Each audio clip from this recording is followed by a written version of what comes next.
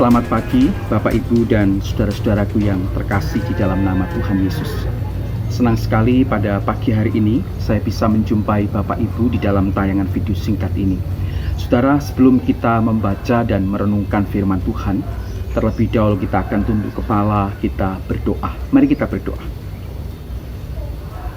Bapa kami yang ada di dalam surga, kami bersyukur ya Tuhan untuk pagi hari ini. Tuhan memberikan waktu dan kesempatan bagi kami untuk bersama-sama kembali membaca dan merenungkan firman-Mu. Tuhan, kiranya Engkau memberikan hikmat kepada kami, tuntunan kepada kami, supaya kami dapat mengerti dan memahami akan kebenaran firman-Mu yang akan kami baca dan renungkan bersama. Terima kasih Tuhan, berkati kami semua yang mendengar firman-Mu, demikian pula yang menyampaikannya. Terpujilah nama-Mu, di dalam nama Tuhan Yesus kami bersyukur, kami berdoa. Amin. Saudaraku yang terkasih di dalam nama Tuhan Yesus, pagi hari ini saya ingin mengajak kembali Bapak Ibu untuk kita membuka Alkitab kita di dalam 1 Tesalonika pasal yang kelima. Saudara, kita akan masuk di dalam nasihat-nasihat Paulus yang beberapa hari ini kita sudah pelajari bersama-sama. Dan hari ini kita sampai pada ayat 19 sampai dengan ayat yang ke-21. 1 Tesalonika 5 ayat 19 sampai dengan ayat yang ke-21. Saya akan membaca untuk Bapak Ibu dan saudara semua. Demikian bunyi firman Tuhan. Janganlah padamkan roh, dan janganlah anggap rendah nubuat-nubuat. Ujilah segala sesuatu dan peganglah yang baik. Saudara, Rasul Paulus menyampaikan nasihat kepada jemaat di Tesalonika. Janganlah padamkan roh. Janganlah anggap rendah nubuat-nubuat. Ujilah segala sesuatu dan peganglah yang baik. Saudara, ada hal penting yang Rasul Paulus nasihatkan kepada jemaat di Tesalonika, dan tentu saja juga masih relevan dengan kehidupan kita orang-orang Kristen di masa kini. Yang pertama, saudara, janganlah padamkan roh. Di dalam ayat 19 jelas sekali Rasul Paulus mengatakan jangan padamkan roh. Saudara, roh digambarkan sebagai api yang menghangatkan, yang memberikan energi, memberikan semangat bagi hidup orang percaya. Roh juga mendorong orang percaya untuk selalu dekat dengan Kristus dan selalu giat di dalam persekutuan. Roh juga, saudara, mendorong kita untuk memiliki satu kerinduan untuk berdoa, kerinduan untuk membaca Alkitab, kerinduan untuk menaikkan puji-pujian kepada Tuhan. Roh juga memberikan dorongan dan semangat untuk kita terlibat di dalam pelayanan. Itulah sebabnya saudara, Rasul Paulus mengatakan dan menasihatkan kepada jemaat di Tesalonika dan juga kepada kita, jangan padamkan roh.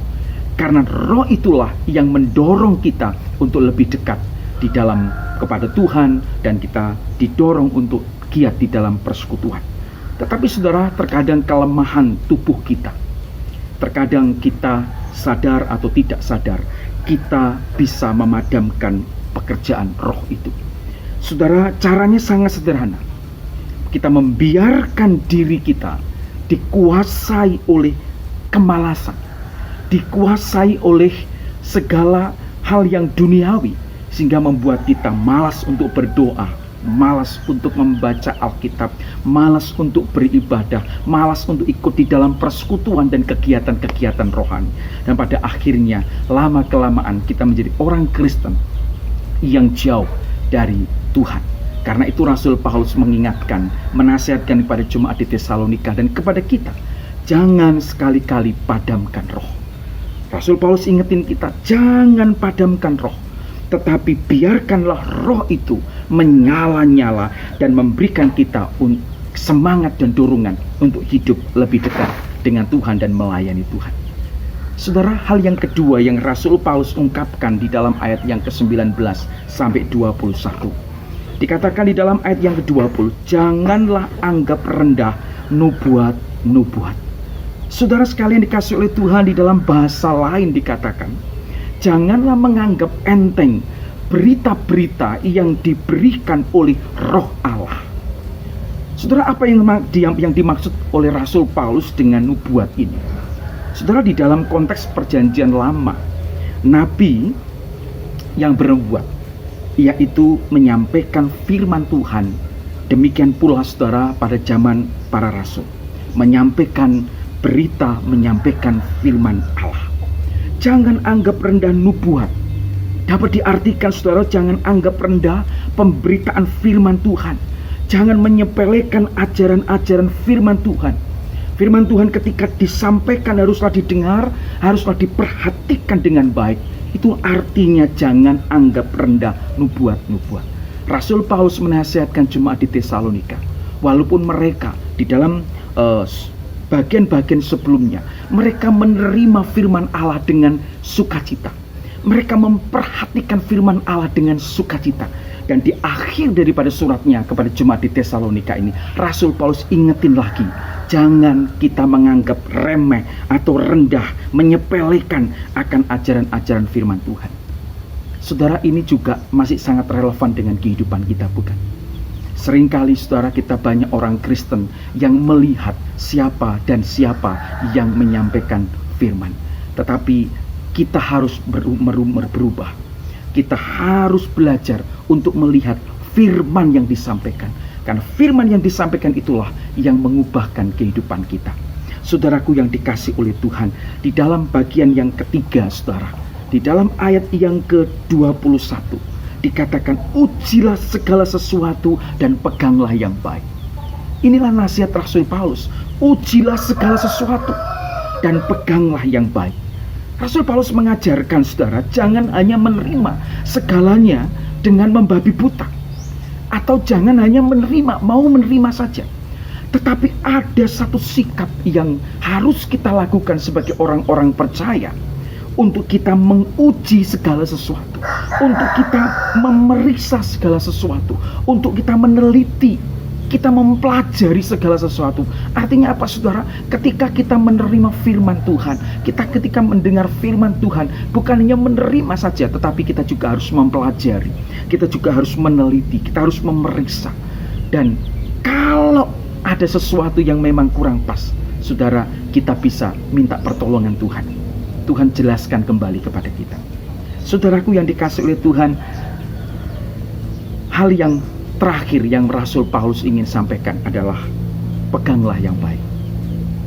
Saudara, tentu saja ini satu pengajaran yang sangat penting. Pegang yang baik. Apa yang baik? Yang unggul, yang berharga, yang bermanfaat, yang berguna di dalam kehidupan kita. Peganglah itu menjadi pedoman di dalam kehidupan kita.